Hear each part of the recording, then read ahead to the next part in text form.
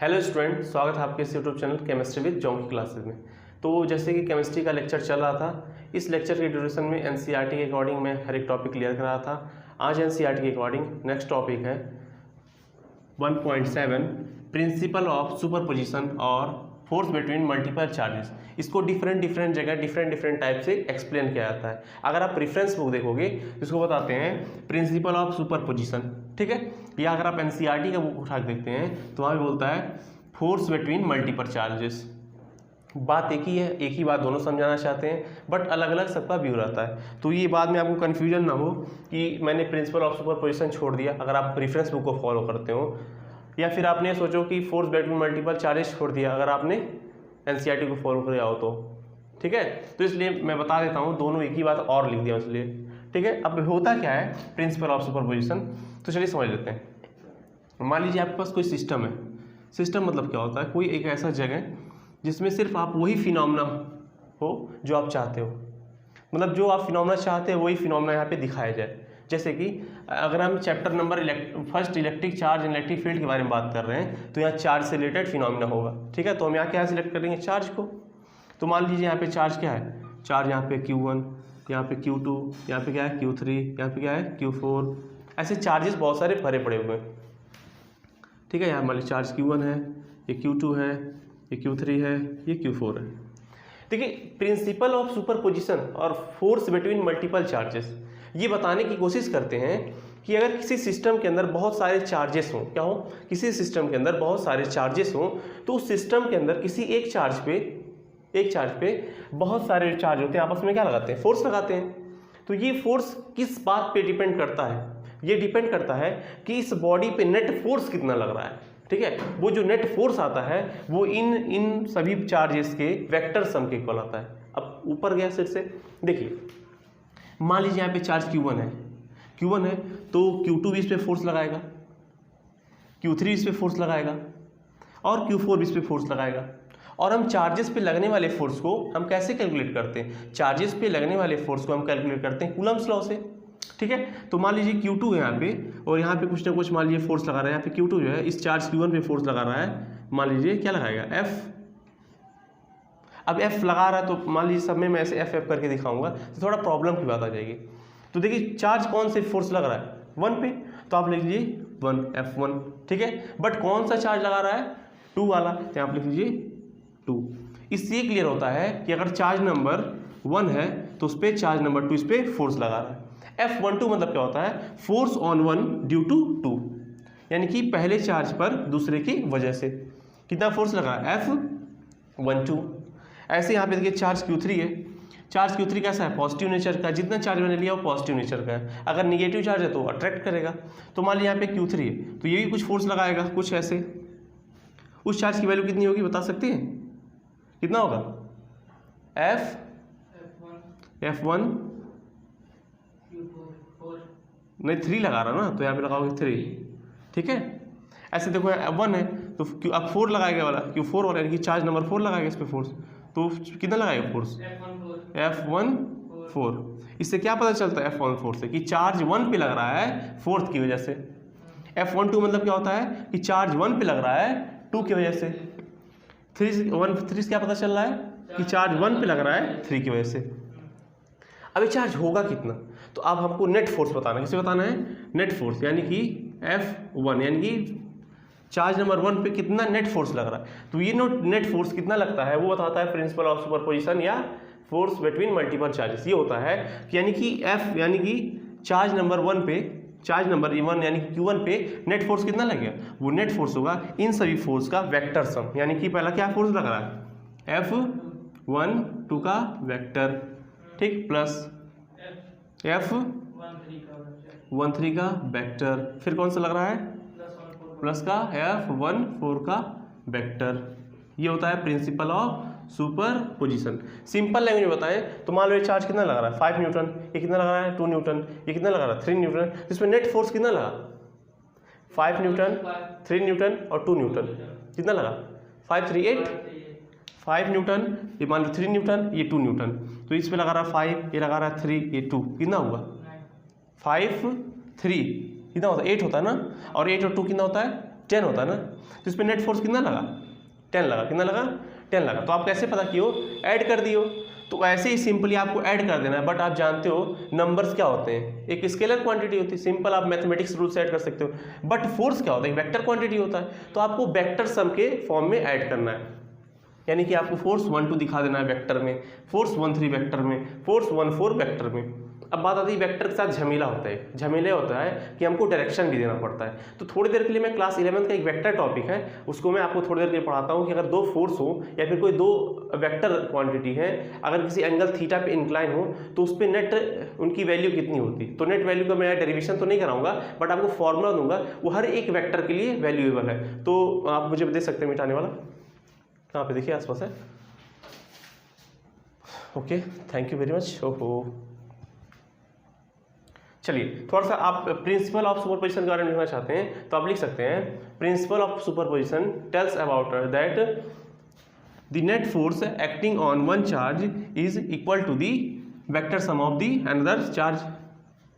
ठीक है, मतलब कि अनदर चार्ज के थ्रू जो फोर्स लग रहा है उसका वेक्टर सम होगा। इस एक बार इसका आप स्क्रीनशॉट लीजिए, मैं इसको एक बार राइट करता हूँ, यानी कि आप लिख लीजिएगा इसको अच्छे से, तो इसका स्क्रीनशॉट ले लें, जगह मिल जाएगा। यहाँ स्टेटमेंट मैंने लिख दिया है कि force acting on any one charges due to presence of another charges, यानी कि force acting on any one charge, तो force acting on any one charges due to presence of another charges is equal to the vector sum of force applied on the another charges. यानी कि मान लीजिए इस पे लग रहा है 1 पे, वन पे लगने वाला चार्ज F1 है, यानी चार्ज नंबर 1 पे लगने वाला फोर्स F1 है, इस पे नेट फोर्स कितना लग रहा है, वो नेट फोर्स कितना है, वेक्टर सम क्या है, vector sum of the force applied another charges. तो पहला क्या है, F12 लिख लीजिए, F12 का वेक्टर, फिर F13 का वेक्टर प्लस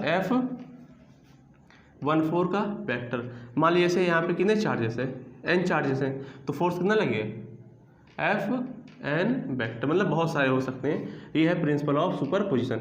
इस पर एक न्यूमेरिकल कराऊंगा और थोड़ा सा उसकी वजह से तब आएगा अच्छे से मजा पढ़ने में, ठीक है। तो ये वेक्टर सम हो गया। अब चलिए थोड़ा सा न्यूमेरिकल कर लेते हैं, और इसके लिए सबसे पहले आपको ये नोट कर लीजिए, फिर मैं आपको थोड़ा सा सिखाता हूँ वेक्टर का रूल कुछ, ठीक है। ऑलरेडी मैं वेक्टर का रूल क्लास 11 में पढ़ाऊंगा, तो अगर आप चाहें तो वहाँ से पढ़ सकते हैं, ठीक है। अभी फिलहाल मैंने वेक्टर वहाँ स्टार्ट नहीं किए हैं, पर कर दूंगा, और आने वाले टाइम में जो देखना चाहेंगे तब तक मैं क्लास 11 का कोर्स कंप्लीट कर दूंगा, ठीक है। ओके, अब बात आती है कि हम कैसे इस पर न्यूमेरिकल लगाएंगे और कैसे इसका टॉपिक जो होता है उस पर हम अच्छे से स्ट्रॉन्ग अपनी पकड़ बनाएंगे। तो चलिए, पकड़ बनाने के लिए हमको थोड़ा सा वेक्टर को पढ़ना पड़ेगा। तो मान लीजिए कोई मेरे पास एक वेक्टर क्वांटिटी है A, ठीक है, और यहीं से कोई वेक्टर क्वांटिटी मान लीजिए ऐसे गया है B, कोई वेक्टर क्वांटिटी है, उस पर कोई वेक्टर क्वांटिटी B है, जिसके बीच का एंगल कितना है, थीटा है, कितना है, थीटा है। तो इनकी नेट वैल्यू क्या होती है, इसकी नेट वैल्यू हमको पता करने के लिए सबसे पहले क्या करना होगा, इसको हमको एक पैरेललोग्राम में बदलना होगा। तो पैरेललोग्राम कंप्लीट करने आता है, ऐसे ऐसे ऐसे पढ़े हो प्रतीक, पैरेललोग्राम, पैरेललोग्राम है ना, बस।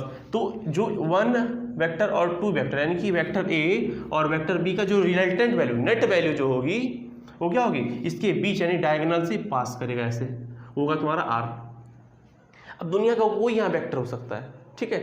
तो वेक्टर A और B की जगह कुछ भी फोर्स ले लो, तुम मोमेंटम ले लो, तुम वेलोसिटी ले लो, तुम एक्सेलरेशन ले लो, हर एक वेक्टर क्वांटिटी के लिए वैलिड है, ठीक है। तो ये हो गया A और B, मान लीजिए कोई वेक्टर है, किसी एंगल थीटा पे इंक्लाइन है, तो इनकी वैल्यू R, यानी कि नेट वैल्यू इनकी कितनी होगी, तो इनकी नेट वैल्यू होगी R। आपको बता दें R इक्वल होता है A² प्लस का B² प्लस का 2AB cos थीटा। ये हो गया क्या, इसकी नेट वैल्यू। आपको ये लर्न करना पड़ेगा, इट इज फैक्ट, मैं कुछ नहीं कर सकता, क्योंकि अगर आपको वेक्टर नहीं आता तो मैं क्या कर सकता हूँ, इसलिए आपको इस फॉर्मूले को लर्न करना पड़ेगा। मैं इस पर अप्लाई करना आपको सिखा दूंगा, ठीक है, लेकिन अभी फिलहाल के लिए फॉर्मूले को लर्न कर लो। थीटा क्या है, theta is the vector between, sorry, theta is the angle between vector A and vector B। मान लीजिए किसी ने आपसे डायरेक्शन पूछ लिया, तो डायरेक्शन आप कैसे बताएंगे, तो डायरेक्शन में आपको फॉर्मूला बता देता हूँ। वो फॉर्मूला होता है tan अल्फा, इसको जो होता है b sine theta by a plus B cos theta. ये कैसे है मैं बता सकता हूँ, बट इसके लिए आपको वेक्टर आना चाहिए। चलिए बता भी देता हूँ। ऐसे हमारे इसको आप थोड़ा एक्सटेंड कर दें आगे, और यहाँ से क्या कर दें, अभी परपेंडिकुलर ड्रॉ कर दें, ठीक है। अगर यहाँ थीटा है तो पैरेलल होने के बाद यहाँ भी थीटा होगा, ठीक। अगर यहाँ b है तो इधर भी b होगा, ठीक है। मान लीजिए यहाँ पे कुछ एंगल यहाँ पे अल्फा बनाता है, आपको जो रिजल्टेंट है वो ए वेक्टर के साथ एंगल अल्फा पे है। तो अब इस ट्राइंगल में tan अल्फा निकाल सकते हैं, इसके लिए आपको क्या करना है, पूरी वैल्यू निकालनी पड़ेगी। अब बताइए इस ट्राइंगल में बी साइन थीटा क्या होगा, सॉरी साइन थीटा निकालिए। साइन थीटा क्या होता है, परपेंडिकुलर। मान लीजिए परपेंडिकुलर क्या है, मान लीजिए परपेंडिकुलर तुम्हारा पी है, मान लीजिए परपेंडिकुलर पी है। अब भाई बेस होता है कि बेस होता है, पागल हो, परपेंडिकुलर बाई क्या होता है, हाइपोटेन्यूस होता है। क्या होता है, हाइपोटेन्यूस। हाइपोटेन्यूस तुम्हारा क्या है, बी है, क्या है, बी है, तो लिख लो बी। ठीक है, यहाँ से आप पी की वैल्यू निकाल सकते हो। पी क्या होगा तुम्हारा, पी इसको हो जाएगा तुम्हारा बी साइन थीटा के होगा। तो मैं पी की जगह क्या लिख सकता हूँ, बी साइन थीटा लिख दूँ, लिख दूँ। अच्छा यहाँ पे बचा क्या तुम्हारा, ये वाला फाइंड कर सकते हो। चलो ट्राइंगल में तुम कॉस थीटा बताओ क्या होगा, कॉस थीटा क्या होता है,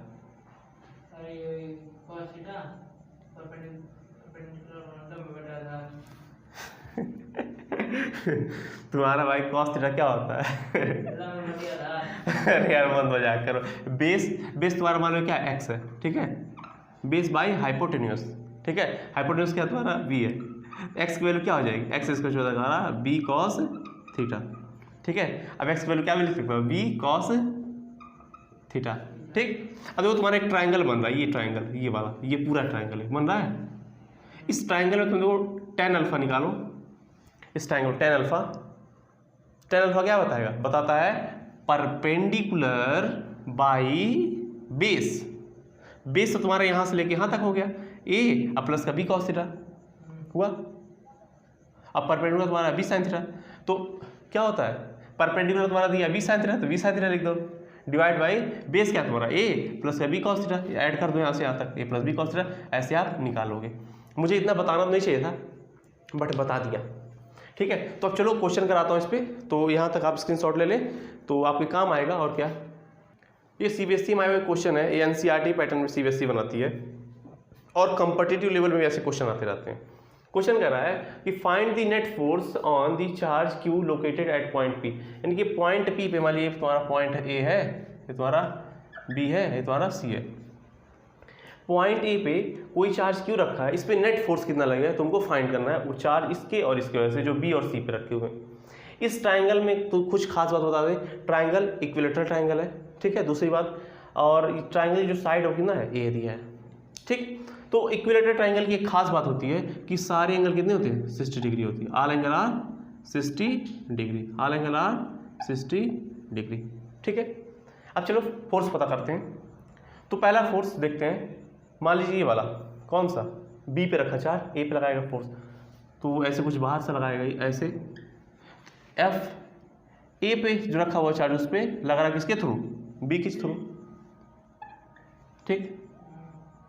अब एक यहाँ पे है कौन सा, सी वाला, तो सी वाला भी फोर्स लगाएगा कुछ ऐसे, कौन सा फोर्स, ए पे रखा हुआ चार्ज पे रखा सी।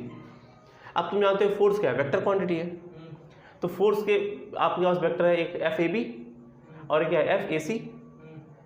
तो आप फॉर्मूला क्या लगा सकते हो, फॉर्मूला लगा सकते हो। अब बात है कि पहले एफ ए बी और एफ ए सी की वैल्यू क्या होगी, ये पता कर लिया जाए, ये हो जाएगा पता।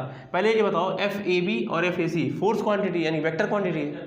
अब वेक्टर को एंगल भी रहता है, अगर यहाँ पे देखो 60 सामने वाला भी क्या हो जाएगा, ये 60, कोई रूल पढ़े हो, कौन सा रूल होता है, आमने सामने के सामने इक्वल होता है, वर्टिकल अपोजिट एंगल, ठीक है। तो चलिए वर्टिकली अपोजिट एंगल 60 डिग्री हो जाएगा। अब चलिए पहले एफ ए बी फाइंड करते हैं और एफ ए सी फाइंड करते हैं। तो F A B according to Coulomb's law क्या होता है, के ए बी ए वाला है, Q1 क्या है तुम्हारा Q है, Q2 भी क्या है तुम्हारा Q है, और डिस्टेंस तुम्हारा क्या है A है, तो A का स्क्वायर कर दो, यानी तुम्हारा क्या आ गया k q square by a square आ गया। यहाँ देखो अगला वाला ये वाला एफ ए सी, ए और सी, तो वहाँ पे तुम्हारा एफ ए सी के Q1 कितना तुम्हारा Q है, Q2 कितना तुम्हारा वो भी Q है, डिस्टेंस तुम्हारा क्या है A है, A का स्क्वायर, यानी कि तुम्हारा क्या हो जाएगा के, ऐसे बगल में कर दें k q square by a square. यहाँ देखो भाई एफ ए बी की वैल्यू क्या है, k q square by a square, F A C की वैल्यू क्या है k square sorry k q square by a square, दोनों सेम है नहीं है, मैं ऐसे लिख सकता हूँ कि एफ ए बी किसके इक्वल है, एफ ए सी के। मैं इसको एफ मान लेता हूँ, मान सकता हूँ क्योंकि सेम है वैल्यू दोनों, है कि नहीं है। तो चलिए हमको नेट फोर्स इस चार्ज पे कितना लग रहा है ये फाइंड करना है। इसको फाइंड करने के हमारे पास क्या है, वेक्टर रूल क्या करता है कि एफ ए पे जो लगेगा नेट फोर्स क्या होगा, अंडर रूट ऑफ पहला एफ ए बी का स्क्वायर प्लस का एफ ए बी का स्क्वायर, फिर क्या है एफ ए सी का स्क्वायर प्लस का 2 A B into F A C into cos कितना डिग्री है, कॉस 60 कर लेंगे। अब देखिए एफ ए बी को मैं कितना माना हूँ अपनी तरफ से, एफ माना हूँ, यहाँ लिख सकता हूँ एफ का स्क्वायर प्लस इसका भी एफ का स्क्वायर प्लस का 2 इसको एफ इंटू एफ स्क्वायर हो जाएगा, होगा क्योंकि ये भी एफ है भी एफ, 2 एफ स्क्वायर हो गया होगा। तो यानी मैं ऐसे लिख सकता हूँ 2 F square into cos 60 degree कितना होता है 1/2, कॉस 60 डिग्री वैल्यू होती है 1/2। देखिए हाफ से हाफ कट गया, कितना बचा तुम्हारे पास एफ स्क्वायर कितना 3 टाइम्स एफ स्क्वायर बचा है। अब मैं क्या करता हूँ एफ स्क्वायर को बाहर लाता हूँ तो क्या हो जाएगा एफ होगा एफ रूट 3 और एटलीस्ट आपकी वैल्यू आ गई। एफ की वैल्यू कितनी है, एफ की वैल्यू है तुम्हारा, मैं कहीं से उठा कर रख सकता हूँ, रख दूँ तो चलिए एफ की वैल्यू यहाँ से रख दूँ, यहाँ से कहीं से बोलते यहाँ रख देता हूँ तो वैल्यू हो जाएगा तुम्हारा एफ ए यानी कि नेट फोर्स तुम्हारा आ गया कितना आ गया के क्यू स्क्वायर ए स्क्वायर रूट 3, ये आ जाएगा न्यूटन इज दी आंसर। कुछ समझो। तो वेक्टर रूल लगा के मैं नेट फोर्स पता कर लिया हूँ और नेट फोर्स पता हो गया तो रख लिया मैं वैल्यू, तो हमारा इतना न्यूटन आएगा। ये सीबीएसई में आया हुआ क्वेश्चन और प्लस बोर्ड में आता है और साथ साथ कॉम्पिटिटिव लेवल भी एक क्वेश्चन आता रहता है, तो इसके आप अच्छे से रिवीजन कीजिए। अब नेक्स्ट क्वेश्चन आ गया है कि find the net force on the charge Q located at point A, यानी कि आपको ए पॉइंट पे जो चार्ज रखा हुआ है इस पर फोर्स पता करना है। यह ए, यह बी और यह सी, इस पर नेट फोर्स पता करना है हमको। बट ये क्वेश्चन लगेगा कि पहले जैसा है, पहले जैसा क्वेश्चन नहीं है क्योंकि पहले क्वेश्चन में क्या था सभी चार्ज प्लस प्लस थे, यहाँ भी प्लस था, बट यहाँ इस बार इस क्वेश्चन में माइनस दे दिया है, यानी इस बार जो चार्ज का है एक निगेटिव का है, तो कुछ ना कुछ आंसर में फ़र्क पड़ेगा और बाकी डिस्टेंस सब तो सेम ही दिया ए। तो चलिए देखते हैं क्या फ़र्क पड़ता है। आप देखिए यहाँ पे जो है चार्ज क्यू है ना, जो बी पॉइंट पे है पॉजिटिव है, ये भी ए पॉइंट पे भी पॉजिटिव है, रिपल होगा, यानी कि ए क्यू क्या करेगा इसको रिपल करेगा, तो कहाँ जाएगा ऐसे कुछ बाहर की तरफ जाएगा। अब वो कितना होगा, एफ ए पे लग रहा है थ्रू बी लगा। दूसरी बात, अब सी पे जो चार्ज है, सी वाला चार्ज, उस पर फोर्स पता था, सॉरी सी वाला जो चार्ज है माइनस क्यू, वो भी कुछ ना कुछ फोर्स लगाएगा। दिक्कत इस बार क्या है कि चार्ज माइनस का है तो फोर्स को दूर नहीं भेजेगा, इस बार अपने पास लेगा। तो इस पॉइंट में जो फोर्स लगेगा वो कहाँ लगेगा, अपने पास लगेगा इधर की ओर। वो कितना होगा, वो होगा एफ ए सी। अब बात आया कि एंगल, ये एंगल कितना होगा। अब तुम जानते हो ये पूरा एंगल कितना होता है, ये 60, ये भी 60, ये भी 60, तो इस वेक्टर बीच एंगल कितना आएगा, तुम जानते हो पूरा 180 होता है, पूरा 180 होगा लीनियर लाइन, ठीक है। बट बचा तुम्हारा 60 ट्रायंगल में आ गया, तो बचा कितना ये तुम्हारा 120 डिग्री, यानी थीटा तुम्हारा कितना है 120 डिग्री। अब आइए फोर्स निकालते हैं। फोर्स एफ ए बी क्या होगा, के क्यू इंटू क्यू, देखो फिगर में देखो Q1 तुम्हारा क्या क्यू है और Q2 भी क्या है क्यू है, बाई डिस्टेंस क्या है तुम्हारा ए है, तो ए का क्या करोगे स्क्वायर, तो फोर्स क्या आ जाएगा तुम्हारा आएगा के q square by a square. अब आएगा तुम्हारा एफ ए सी कितना होगा तुम्हारा, होगा के क्यू इंटू। अब ध्यान दें यहाँ पे माइनस चार्ज है तो यहाँ मैं माइनस नहीं लिखूंगा क्योंकि फोर्स क्या होता है कि वेक्टर क्वांटिटी होता है, और मैं ऑलरेडी बता चुका हूँ जब मैं कूलम्स लॉ लगाता हूँ तो चार्ज के कभी भी हम साइन को नहीं दिखाते हैं, चार्ज के केवल हम मैग्नीट्यूड को ही बताते हैं क्योंकि कूलम्स लॉ ऑलरेडी मैग्नीट्यूड की बात करता है। तो यहाँ पे माइनस क्यू आल्दो दिया हुआ है तो ये माइनस क्यू सिर्फ इसके लिए यूज होगा कि फोर्स अंदर क्यों लग रहा है, अट्रैक्टिव नहीं चलता है, नॉट ये वैल्यू चेंज होगा। तो वैल्यू सिर्फ क्या हो जाएगा तुम्हारा क्यू ही होगा, यहाँ पे माइनस का साइन हम नहीं लेंगे। वेक्टर क्वांटिटी में कभी भी हम साइन नहीं लेते हैं, ठीक है। और यहाँ पे डिस्टेंस क्या है ए है, तो ए का स्क्वायर कर दो, क्या बचा के q square by a square हो गया।